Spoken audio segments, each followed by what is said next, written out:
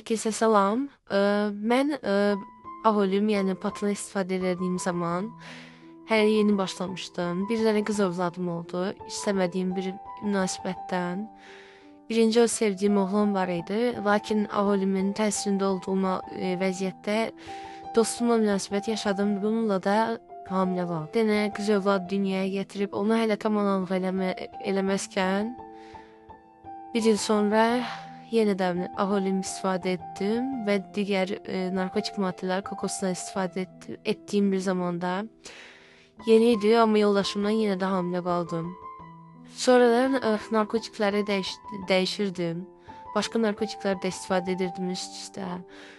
Lirikaya başladığım zaman uşağım yüksək dozadan qarnımda öldü 6-cı ayında.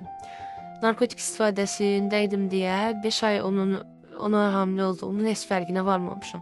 Qarnım çox balaca idi. Sonra 5-ci ayımda ujiyə gedəndə artıq uşağı qarnımda böyümüşdü və onu aldıra bilmirdim. Ailəmdən gizlin eləmişdim bunu.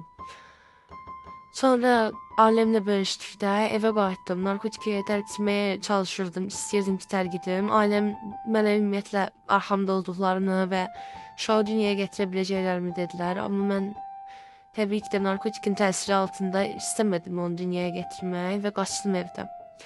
Evdən qaçdım, günü-günə satdım ki, bəlkə də mən bacararam. O uşağı başqa cür, amma bacara bilmədim. Uşaq böyüdükcə böyüyürdü. 7-ci ayına gəldiyində uşağı birdən erkən doğuşla dünyaya gətirməli oldum. 4 qram patlı və kokos istifadə edib yüksək adrenalinlə ölü uşaq doğdum.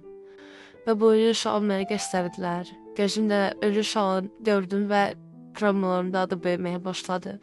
Və mən bu hadisəni heç kimlə paylaşmadım, özümə qapandım. Özümə qapanıb bir qırağa çəkildim. Heç bir halda bunu heç kimlə paylaşa bilməyib, özümü intihara daha da sürüklədim.